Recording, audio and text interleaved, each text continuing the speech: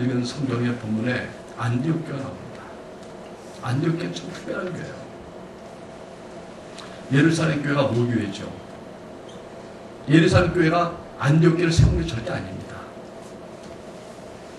그냥 예루살렘 교회에 핍박이 와서 살기 위해서 흩어진 성도들이 흘러와서 안디옥에 왔는데 안디옥에서 또 전도한 거예요. 그래서 성도가 많아지니까 은근히 교회가 형성된 거예요, 자동으로. 그 얘기 듣고 예루살렘 교회에서 야, 그렇다면 그 성도 많아졌다는데 그럼 뭔가 목회자를 파송해야 되지 않겠냐.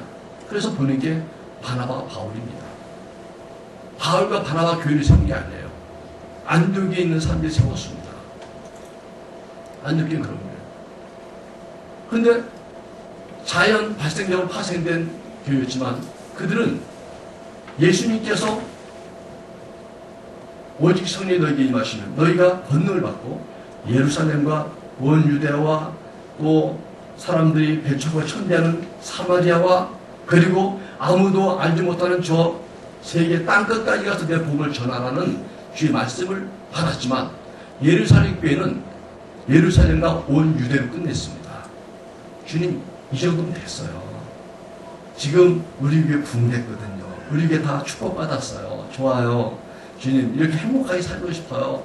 여기까지면 되겠어요. 더 이상은 우리가 관심 갖고 싶지 않아요 하고 그들은 온 유대 자기 나라로만 끝내고 만족하고 풍성하게 성령 충만하고 은사도 많고 사람들이 다 괜찮고 이랬거든요. 그런데 안디옥 교회는 정말 저 사마리아처럼 척박하고 예수 알지 못한 지역에서 예수를 증거했고 교회를 세웠고 그것까지만 대단한데 이 안디옥 교회가 주를 섬겨 금식할 때 본문에 기록합니다. 주를 섬겨 금식할 때 성령께서 말씀하셔서 너희는 선교사를 파송해라. 세계 선교를 파송하라. 이런 명령을 받고 선교를 파송하는 교회가 됩니다. 결국 예루살렘 교회는 자기 예루살렘과 유대 지역으로 한정하고 거기에 소속된 그 교인들도 유대 사람으로만 유대 사람만으로 그러니까 서울의 어떤 교회는 죄송하지만 못 사는 사람 못 다니는 교회가 있어요. 거기 부촌 부자만 있기 때문에 가난한 사람들 하면 도저히 이지감을 껴서 견딜 수 없는 그런 교회가 있어요. 부자들만 남은 교회가 있어요. 어느 교회 가면 학식이 좋은 사람들을 위주로 어떻게 그렇게 꽁나게 듣다 보면 그게 됐어요. 그래서 영어를 못 알아들으면 좀 설교 듣기 어려운 교회도 있어요. 여러분 제가 영어를 못하는 걸 여러분 당연하셔요. 제가 들어보니까 간단한 영어는 그냥 쉽게 그냥 설교에 넣어버리더라고. 그래서 야, 이 교회는 이래도 되는구나. 응? 저 을지로에 했던 그 월요대교 유명한 게 있어. 거기서 그 목사님이 설교학 박사로 굉장히 유명한 분입니다. 그분 설교를 들었는데 야, 정말 숨을 쉴 수 없더라고. 한순간도 막 긴장을 놓치지 않게 나가는데 그러면서 내가 그때 깨달았어요. 내가 이 교회를 다닐 수 없구나. 왜? 수학 공식을 이용해서 삼각함수를 이용해서 설교를 하시더라고. 아, 저걸 읽고 싶은 건데 저걸 또 여기서 듣다니. 응? 정말 대단하시더라고. 북한에 교회가 있어요. 그게 나쁘다는 거 아닙니다. 예루살렘 교회가 나쁘다는 게 아니에요. 그러나 하나님의 뜻은 요 예루살렘과 온 유대뿐만 아니라 천대받고 멸시받고 고통받는 저 사마리아 사람들이 개 취급당하는 그런 사마리아까지 복음이 전해지기 원했고 그리고 아직도 복음 알지 못하는 수많은 사람들에게 복음이 땅끝까지 전해지기를 원했던 거예요. 그건 주님의 명령이었고 주님의 부탁이었고 유언이었고 그리스도인들이 잊을 수 없는 최고의 위대한 명령이고 사명이 그럽니다. 마태복음 28장 마지막에 보면 너희는 모든 족속의 제자를 삼아 그러잖아요. 그런 것처럼 이 안디옥 교회는 정말 사마리아처럼 척박한 그런 지역이죠. 안디옥이란. 거기서 교회를 세웠는데 또 성경을 파송하는 교회가 됐어요. 얼마나 아름답고 그래서 사실은 성경을 잘 보면요. 처음엔 예루살렘 중심교회 모든 역사가 움직였는데 그 역사의 중심이 안디옥 교회로 옮겨갑니다. 나중에 세운 교회였어요. 그런데 그쪽으로 옮겼는데 왜? 여기에 하나님의 말씀이 순종되고 있었고 하나님의 말씀이 시행되고 있었고 하나님의 명령이 가능한 교회가 되었기 때문에 역사의 중심이 안디옥교로 옮겨가고 있었습니다. 여러분, 이런 교회가 어떻게 탄생됐을까요? 안디옥에 교회가 세웠는데 안디옥은 그럼 어떻게 거기에 교인들이 생겨났을까? 보면 사도행전 6장에 보면 7 집사를 세울 때 그 중에 안디옥 사람 니골라가 있습니다. 니골라 집사님이 안디옥 출신입니다. 벌써 안디옥에도 복음의 영향을 받을 수 있는 그런 근거가 있습니다. 믿음 좋은 집사님인 니골라가 안디옥 출신이에요. 사도행 11장에 보면은 19절에 스데반 집사가 순교하는 그것 때문에 교회에 갑자기 핍박이 확 들어오면서 정말 죽기 살기로 사람들이 도망갈 수밖에 없는 상황이 벌어졌습니다. 이럴 때 스데반의 일로 일어난 환란으로 말미암아 흩어진 자들이 베니게와 구브로와 안디옥까지 이르러버렸습니다. 안디옥까지. 그러니까 이 흩어진 사람들이 안디옥까지 갔다는 거예요. 이 믿음을 지키려고, 믿음을 잃어버리지 않으려고, 믿음을 배신하지 않으려고 하는 사람들이 안디옥까지 갔다는 거예요. 그러니까 믿음 좋은 사람이 이동을 하는 거예요. 비록 살려고 갔지만은 그러나 그들은 믿음을 지키기 위해서 포기하지 않고. 왜냐하면 예루살렘에서 남는 방법은 쉬워요. 나 예수 안 믿어요. 오늘도 교회 안 나갈게요. 그러면 그냥 거기 있으면 돼. 왜 구태여 예수님이 그 따라갖고 그 사업장을 버리고 가정을 버리고 터전을 버리고 그 또 낯선 데까지 또 도망갈 정도로 그렇게 믿음을 지켜야 되는가? 그들은 삶의 터전, 그들이 갖고 온 모든 기반들보다 복음이 더 중요했고 예수가 더 중요했던 거예요. 그들이 안디옥에 갔다는 거예요. 이거는 이런 믿음의 삶이 안디옥 가면 안디옥은 하나님의 은혜의 도시가 되고 거기는 하나님의 은총을 받는 계기가 되는 겁니다. 사랑하는 성도 여러분, 우리들이 예수 안 믿는 가정에 내가 결혼해서 들어갔다. 어떤 때는 힘들 때 있어요. 하나님, 내가 어쩌다가 예수 안 믿는 가정에 들어왔어. 이렇게 고통을 받고 핍박을 받고 시어머니에게 또 어떤 때는 시아버지에게 집안에서 핍박을 받고 반대를 받습니까? 고통스러울 때 있겠지만 오늘 복음의 눈을 본다면 안디옥에 간 그리스도인들, 그들은 안디옥 가서 믿지 않는 사람들 때문에 고통을 당하고 좌절하고 포기한 게 아니라 그 지역을 바꿔버렸잖아요. 거기 새로운 역사입니다. 여러분, 믿음이 승리합니다. 믿음이 반드시 승리합니다. 여러분, 믿음이 살아있다면 여러분 잘 생각해 보세요. 조그만 씨앗이 아무것도 아닌데 땅에 묻혔을 때 기억도 안 되지만 그러나 이게 살아있으면 싹을 트고 싹 났을 때 별가는 같은 건데 이게 점점 커졌을 때 나무가 되고 열매가 맺었을 때 그 일대를 그늘지게 하고 우한천 나무가 되지 않습니까?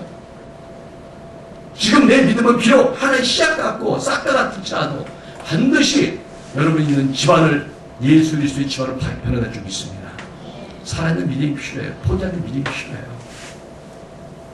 안디옥에 이 믿음의 사람들이 이동됐다는 것은 안디옥의 큰 축복입니다. 그런데 처음에는 이런 표현이 있어요. 안디옥까지 이르는데 그들이 유대인에게만 말씀을 전했대. 여기에서 여러분 우리 넘어야 될 산이 있어요. 안디옥까지 갔는데 이들이 처음에는 유대인한테만 말씀을 줬어요. 또 끼리끼리 하는 거야. 아유 아무개는 그래 칼날 안 나죠. 아무개는 나랑 성격이 안 맞아. 아무개는 나랑 그 친구가 그 교회 다니면 난 그 교회 안 나가. 그렇잖아요, 그죠? 목사님이 자꾸 경상도 얘기하는데 난 전라도요. 난 못 가. 이럴 수 있어요, 여러분. 그러니까 자꾸 끼리끼리 또 모임 있었어요. 그런데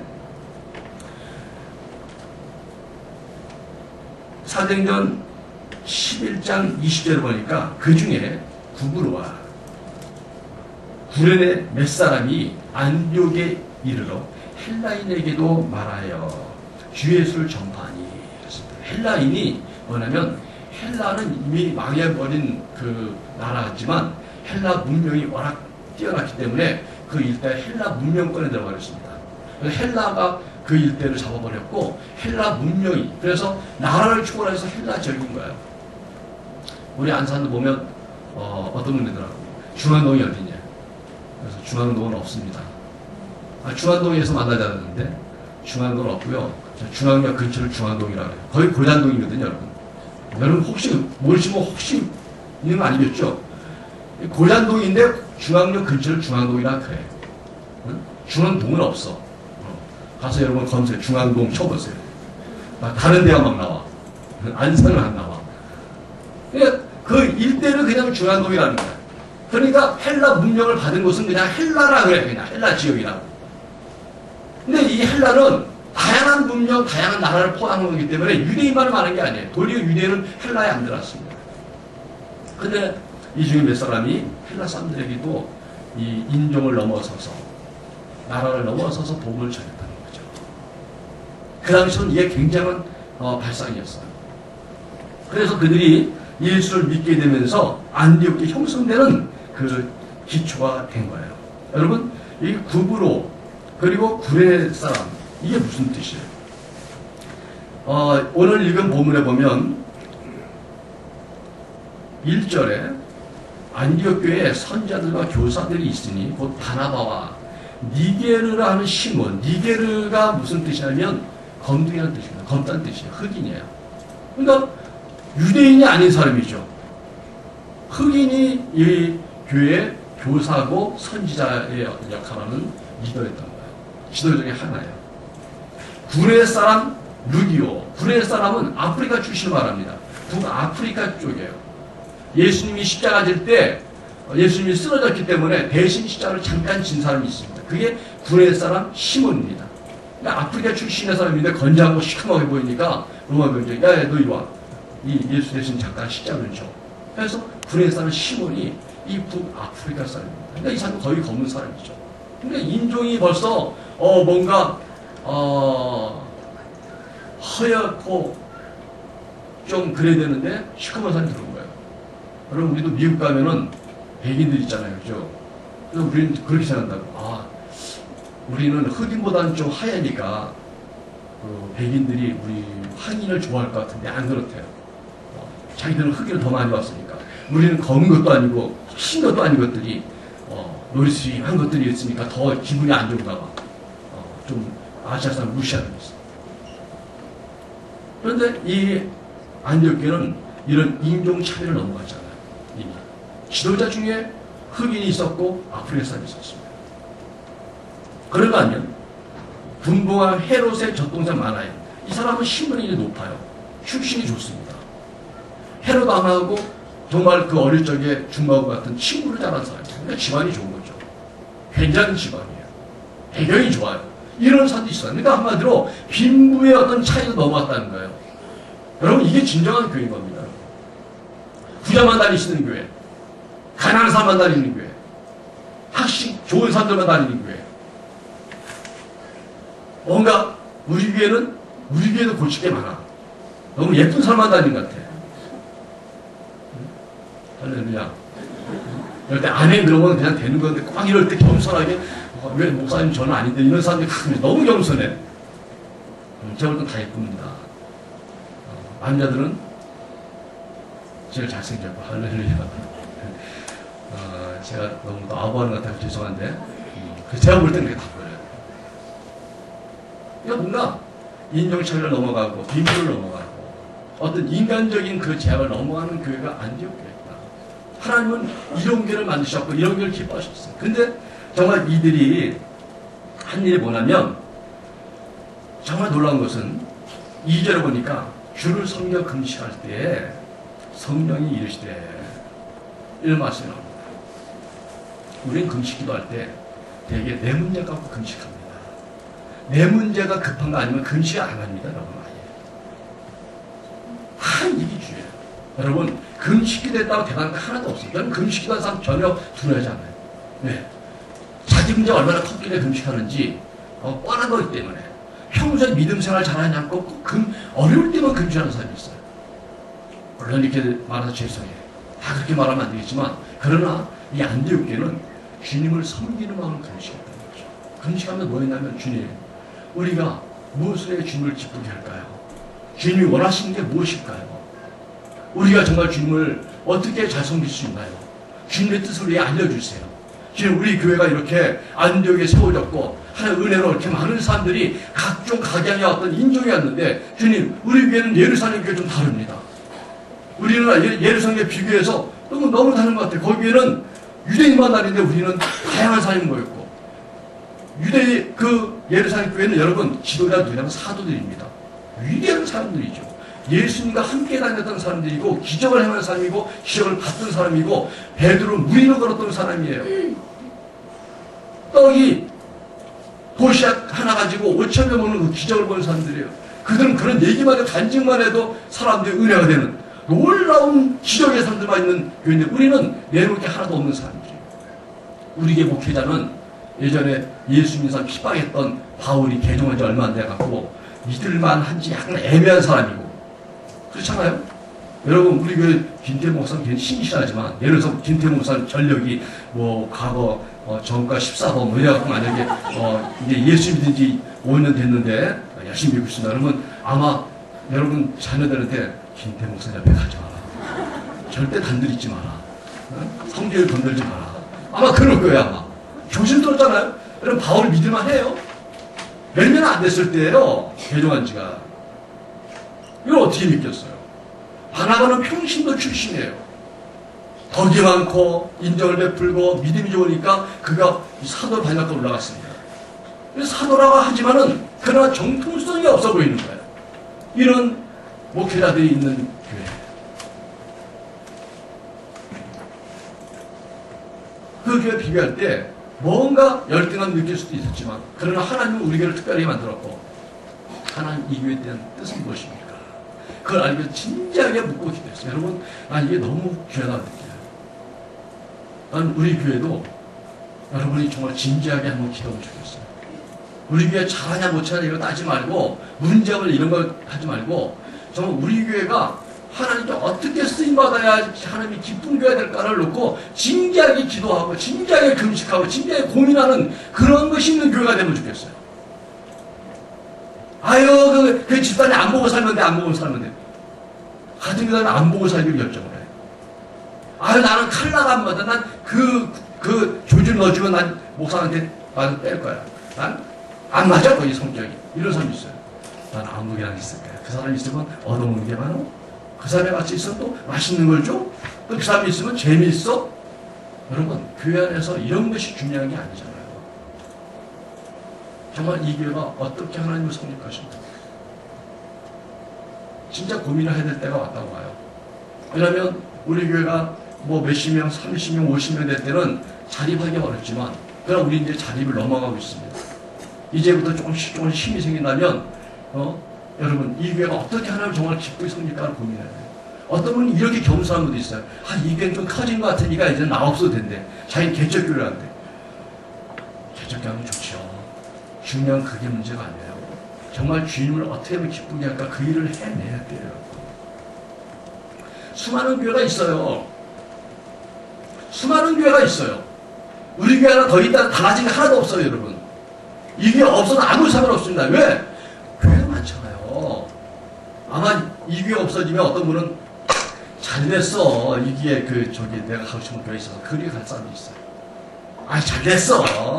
또 개척에 보면서 해야지. 다 좋아요. 그럴 수 있어요. 교회 하나 더 있는 게 중요한 게 아니고 교회 하나 없어도 중요한 것 같아요. 문제는 정말 주님이 기뻐하는 교회가 이 세상에 많아야 된다. 저는 국민일보를 이렇게 보면서 참 많은 아이디어를 얻고 있어요. 그런 목사님들도 또 그런 교회들이 나타나기 시작하더라고요. 요즘 보세요. 우리 아동부들 지금 여기 밑에 예배드리고 있습니다. 아동부랑 같이 예배를 드려본 적이 별로 없었어요. 교사들이 여러분들 예배 잘 드리도록 공사하기 위해서 장려부 예배를 몇 년째 못 드리고 있어요. 근데 어떤 교회는 이제 세대를 융합해서 통합하는 예배를 드리는 거였더라고요. 큰 교회도 있고 작은 교회도 있더라고요. 그래서 아동부랑 같이 드려. 부모들이 아동부에게 신앙에 대한 책임감을 가져. 그냥 예배 편하게 드리기 위해서 애들 맡겨놓는 예배가 아니라 아이들의 예배 신앙에 관심을 갖고 이렇게 같이 통합하면서 사랑을 전달하고 관심을 전달하고 함께 하나님을 은혜에 경험하는 예배를 만드는 그런 예배를 연구하는. 그래서 우리 교회도 작년부터 해서 이제 작년에는 5주가 있는 달 마지막 주를 온 세대 예배라고 우리가 하고 지금 해나가기 시작하였잖아요. 더 많아져야 됩니다. 올해도 지금 그걸 준비하고 있어요. 그런 예배를 통해서 예배를 새롭게 하고 교회를 새롭게 해서 차세대를 키워가는 그러한 교회 형태도 나타났고, 어떤 교회는 지난주에 잠깐 얘기했지만 한 400명의 교회인데 20, 30대가 그렇게 많아. 80%가 젊은이들이. 근데 그 교회 특징이 뭐냐면 젊은이 많은 게 중요한 게 아니라 젊은이들이 많으니까 잘 구망할 것 같은데 그게 아니라 철저하게 청교도적인 정신으로 교회가 운영되고 있다는 거예요. 그걸 보면서 소망을 느끼는 게 젊은이들이 뭐 방종하고 자유롭고 말한다고 이런 편견이 아니라 젊은이들도 진리 가운데 제대로 믿음 생활하시다는 열정이 많다는 거예요. 그럼 그들을 스스로 정했습니다. 교회 출석 80%안 안 되면 그 교인이 안 지요. 그 교회 회원이 되려면 교회 80%의 출석률을 인정받아야 돼. 그래서 그 교인이 아니야. 그 교회 의무를 행하지 않는 사람은 그 교인이 아니야. 철저하게 말씀을 읽어야 돼요. 말씀을 읽고 그걸 꾸준히 하지 않는 사람은 그 교인이 아니야. 젊은 친구는 이게 통하는 거예요. 그 교회가 신앙을 위해서 주님을 위해서 이렇게 하기로 결정을 안 하는 친구는 우리 회원이 아니야. 그런데 거기에 청년들이 몰린다는 거예요. 학생들이 몰린다는 거예요. 철저하게 아주 예배 경건하고 철저하고 출석이 명확하고, 그런데도 그게 몰린다. 이게 또 새로운 차원의 교회의 모습을 보여주는 거야. 어떤 교회가 돼서 주님을 기쁘게 할까가 중요한 것인지, 많이 모인 교회가 뭐가 중요하냐고. 오늘 건물 큰 교회는 많은데 뭘 더 크게 짓냐고. 우리 교회도 이 정도 딱 좋아요. 지금 요 인원은 크지 않습니까? 여러분 어떤 분은 더 많아지면 골치 아픈데, 복잡한데, 지금 4명 앉으면 딱 좋은데 거기 하면 더 5명 앉으라 그러면 이 교회 이거 진짜 갈등 생기네 내가. 그렇지 않겠어요? 제가 잘하던 교회가 300명이 될 때였어요. 그때 우리 어머니 같이던 권사님 한 분이, 그분 은사 뭐냐면 조그맣게 꼬마리 잡고 계시는데 그분은 서서 다녀도 안 보여. 앉으면 똑같으니까. 그러면서 뭐 하냐면, 그분 은사 뭐냐면, 누가 딱 왔는데, 늦게 왔는데 빈자리가 없어. 그러면 저 구석에 빈자리 어디니 그걸 정확히 알고 있어. 거기 한 명씩 박는 거야. 그래서 쫙 맞추는 거야. 바둑판에 알맞추듯이. 근데 참 대단하더니 여의도 순공자도 그런 분이 있다. 그 여의도 큰 많이 치면 예배 드리는데도 누가 가서 저 구석에 막 빈자리 다 기가 막혀. 이야, 이 컨트롤 타워가 대단한 분이에요. 그것도 은사더라고, 큰 교회에서는. 우리가 많이 모이는 교회가 중요한 건 아닌 것 같아요. 잘 사는 사람이 모이는 교회? 그게 중요한 건 아닌 것 같아요. 안디옥 교회가 하나님 앞에 각광을 받는 이유는, 그분의 쓰임받는 이유는 다른 요소, 열린 마음이 있었고 주님을 섬기는 마음이 있었어요. 그들이 금식하며 섬겼을 때 주님이 말씀하기 시작했어요. 여러분, 우리 삶에도 주님이 말씀하는 시간이 있길 주님 축원합니다. 언제 주님이 말씀하시냐면 당신을 따르고 당신을 기쁘게 하고 당신을 섬기기 위해서 기도할 때 그분이 응답하십니다. 내 욕심과 내 만족과 신앙과 상관없는 나 자신의 안위만을 위해서 기도할 주님이 대답하실 의무는 없습니다. 우리가 아이들과 대하는 법이 뭔지 아세요? 눈높이입니다. 그 아이 차원에서 눈을 낮춰서 얘기하면 애들이 말을 합니다. 근데 어른 차원의 높은 데서 아이를 이렇게 명령하면 애들이 말을 안 합니다. 너 공부했어? 너 숙제했어? 너 학원 갔다 왔어? 너 선생님 말씀 들었어? 이러면 애들이 나중에 말하죠. 몰라? 애들이 이렇게 됩니다. 눈을 낮춰갖고, 야, 그 친구랑 그거 갔는데 너 그거 나눠 먹어서 맛있었어? 그랬어? 걔들 또래만 얘기하면 애들이 얘기 잘하거든요. 여러분, 하나님께 눈높이를 맞추셔야 돼요. 하나님이 말씀하시는 내용을 말씀하세요. 하나님이 대답하시는 내용을 말씀드리세요. 그분이 말씀하기 원하십니다. 많은 경우 우리는 하나님의 관점과 다른 이상한 얘기를 합니다. 신학생활 잘 보세요. 사복음서 예수님이 누군가 질문했을 때 항상 동문서답했습니다. 니고데모가 밤에 찾아왔어요. 근데 예수님이 니고데모가 왜 왔는지 묻기도 전에 대답해버리십니다. 왜? 시간 낭비하지 않았어요. 쓸데없는 얘기하고 인사치레할 때 그냥 본론 얘기하십니다. 네가 물과 성령 거둔 자는 하나님을 볼 수 없느냐. 네가 그 문제 때문에 온 거 아니냐. 딴 얘기하지 말라는 거예요. 하나님께서 우리에게 직접적으로 말씀하기 원하시고 본질적인 문제를 말씀하기 원하시는 거예요. 다른 얘기하면은 너 진짜 그게 문제니? 저 사람 미워 죽겠어요. 저 사람 교회 못 다녀. 너 그게 진짜 문제니? 그 사람하고 싸운 얘기 말고 네가 내 앞에서 어떻게 살고 있는가를 얘기해라. 내 앞에서 어떻게 살고 싶은가를 얘기하라 말씀하시지 누구랑 싸운 얘기, 불편한 얘기, 삶의 걱정 문제. 여러분, 주일 성경 금식할 때 주님이 말씀을 쓰소하셨어요. 그러면서 당신의 그 마음을 말씀하셨어요. 얘들아, 예루살렘 교회가 하지 못한 걸 해야 되는데 너희 교회 할 수 있을 것 같다. 너희들이 사마리아 같이 이렇게 좀 천박한 곳에 교회를 세운 것만 해도 내가 기뻐하는데 내 마지막 소원이 있다면 한 끝까지 복음을 전파하는 선교사를 파송해라. 그들이 다시 기도하면서 세운 게 누구냐면 바울과 바나바예요. 결국 자기의 목회자, 그 교회에 가장 유능한 사람들을 보냈습니다. 가장 중요한 걸 내놓을 줄 아는 교회였어요. 가장 중요한 걸 내놓을 줄 알았어요. 우리는 그렇게 생각해요. 바울 목사님, 우리 바나바 목사님, 목사님들은 교회 따르면 교회 일이 어떻게 됩니까? 우리 교회 흔들릴 수 있어요. 위험해요. 그러니까, 누가 좀 젊은 친구 좀 건강하고, 머리가 똑똑하고, 그냥 훈련시켜갖고 보냅시다. 지금도 기도해야죠. 이러지 않고, 가장 준비된 사람을 보낸 거예요.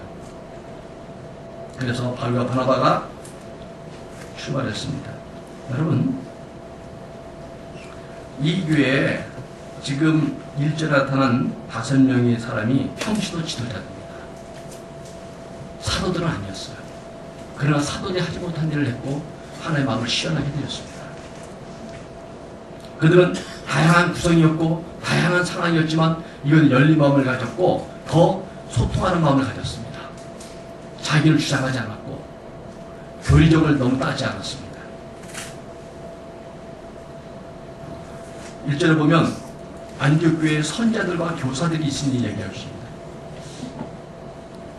예루살렘 교회는 사도도 있었고 선자도 있었고 복음 전하는 자도 있었고 목사도 있고 교사 직분도 있었어요. 오중직임이랍니다. 그러나 안디옥 교회는 선자와 교사밖에 없었습니다. 하나님의 말씀을 잘 듣는 자와 하나님의 말씀을 잘 가르치는 자가 있습니다. 그들은 5가지 다 갖지 못했습니다. 능력을 행하는, 기적을 행하는 사도는 없었습니다. 하나님의 말씀을 듣기만 했고 그것을 가르쳤습니다. 그들이 가는 길을 비춰주시는 하나님의 음성이 그들에게 들려왔습니다. 여러분, 우리가 다 하지 못할 수 있어요. 우리 교회도 우리가 다 하지 못할 수 있어요. 다른 교회 참 뭐도 있고 다 없을 수 있지만 가장 중요한 게 무엇이고 내가 할 수 있는 게 무엇인가를 가지고 우리가 한다면 하나님께서 우리에게 길을 밝히시고 또 우리의 길도 이렇게 비출 줄 믿습니다. 여러분, 비교하지 마세요. 우리도 비교하지 마세요. 여러분 자신을 남과 비교하지 마세요. 저 친구는 어떤 것도 잘하고 뭐도 잘하고 뭐도 있고 배경도 좋고 이런 걸 얘기하면서 나는 비교하지 마세요. 난 내가 할 수 있는 것만 해야 됩니다. 내가 할 수 있는 건 어차피 안 됩니다. 내가 할 수 있는 것으로 주님 앞에 무릎을 꿇을 때 주님께서 우리의 길을 말씀하실 거예요. 그 말이 우리 인생을 바꿉니다. 그 말씀이 우리의 삶의 분명한 목표를 세워줄 때 그 순간부터 우리는 바뀌는 겁니다. 어떤 사람이 그렇게 말해요. 선교사 되기 원합니다. 저는 그런 사람들을 딱 보면 어떤 사람이 왜 기도해주고 어떤 사람이 기도 안 해줘요. 왜냐하면 기도할 필요가 없는 사람이 있어요. 선교사 되기 원한다면서 언어 연습 안 하는 사람이 있어. 외국 공부 안 하는 사람들은 기도할 필요 없어요. 왜? 어차피 나가도 말 못하니까. 예전에 그런 경험이 있어요. 선교사님 만났더니 그 선교사님 그러더라고요. 황당한 경험을 당할 때. 왜 그랬더니 어떤 그 분이 전도사님이 목사님이 왔는데 자기는 선교를 해서 주님께 불편함을 왔다는 거야. 그래서 드디어 순간으로 왔다는 거야. 지금 비행기 타고.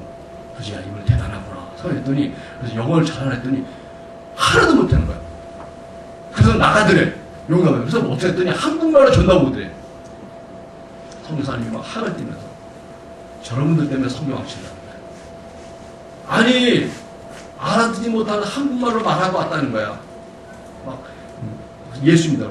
상대가 뭐라고 생각했어요? 이 사람 미쳤나? 근데 뭘 달라는 건가?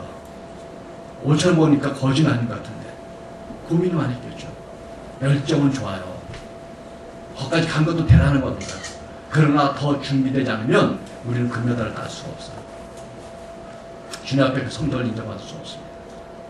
이 안디옥교회는 선지자와 교사 기능밖에 없었지만 그들은 그걸 통해서 주님의 음성을 들었고 거기에 순종함으로써 많은 걸 했다는 건 아닐지라도 성교가 파송하는 교회였고 그 선교는 그 교회를 바꿔버렸습니다. 그 교회는 선교가 이루어졌고 계속적인 선교가 이루어졌고 또 마음 같은 탁월한 삶이 나타나기 시작했고 그 교회는 많은 세계교회 연결되기 시작했고 그런 교회들이 기도할 일이 생겼고 후원할 일이 생겼고 많은 것에 대해서 열린 마음으로 더 많은 교회에 대해서 그들은 선교적인 교회 중심으로 서기 시작했습니다. 성도 여러분, 오늘 나의 우선순위 무엇입니까? 여러분이 언젠가 주님께 그렇게 기도드렸을 거예요. 주님, 나 주님 위해 살고 싶습니다. 주님은 그 말씀을 기억하고 있습니다. 주님, 나는 주님을 위해서 내가 할 수 있는 게 뭘까요? 주님은 그 질문을 아주 기뻐하십니다. 근데 우리는 그 뒤에 계속 그 문제를 놓고 올림픽을 연습한 선수들처럼 노력하고 나가야 됩니다. 좋은 소리 얻을 때까지 주님께서 보시면서 멀지 않았다. 더 조금만 더 힘써라. 잘하고 있다. 잘하고 있다. 네가 올바른 방향을 가고 있다고 말하는 거예요. 성도 여러분, 나의 우선순위의 뭔가를 한번 점검하시고 또 나만이 이 복음을 전할 수 있는 대상이 누구입니까? 예루살렘 교회는 유대인을 했지만 안디옥 교회는 더 열린 마음 다양한 인종을 포용했습니다. 여러분들도 똑같습니다. 여러분들은 저보다 더 훌륭한 문제예요. 왜? 저는 이제 교제권이 우리 성도들하고 목사님들하고 정말 선교사들하고 믿지 않는 사람들을 별로 아는 사람이 많지 않아요. 그렇기 때문에 제 교제권은 그렇게 되어 있습니다. 마치 예루살렘 교회 사람들 같아요. 근데 여러분들은 사업적이 나지 않습니까? 믿지 않는 사람을 더 많이 만납니다. 그분들은 저는 전도할 수가 없어요. 여러분이 전도에 더 유리합니다. 학원에 운영하시고 학원에 선생이 있습니다. 거기에 아이들도 있고 같은 동료도 있고 거기에 원장도 있고 학부모도 있습니다. 여러분의 교제권은 더 복음을 향해 열려 있습니다. 내가 해야만 되는 대상이 있습니다. 내가 안 하면 안 되는 대상이 있습니다. 그 학부모는 그 학원 강사가 선생님이 전도하지 않으면 영원히 복음을 듣지 못할 수도 있습니다. 그 업종에 종사하는 사람은 내가 아니면 같은 업종을 종사하는 내가 아니면 복음을 들을 수 없을 수가 있습니다. 그 사람들 결코 목사님을 만나지 못할 때가 있습니다. 안디옥 교회는 결코 예루살렘 교회에서 만들어진 게 아니었습니다. 사도들에 의해서 만들어진 게 아니었습니다. 전통적인 선교 방법이 아니었습니다. 자연 발생적이었고 성도들이 있는 처지에서 복음을 전하는 열정을 보였을 때 거기에 일이 났습니다. 여러분, 우리 교회가 정말 자신의 일터에서 자신의 환경에서 초대교회처럼 복음을 전할 수 있길 바라고, 그리고 그 산에서 정말 우선순위 주님께 있어서 주님, 나를 왜 이 회사에 부장을 만드셨습니까? 물어보세요. 주님이 크게 대답할 것입니다. 내가 너를 이 회사 부장 만든 것은 너의 직위를 통하여 너의 직원들의 복음을 전하라고 세워준 것이다. 주님, 이렇게 요즘 장사 잘 됩니까? 그 돈 갖고 복음 전하고 성교하라고 한 것이다.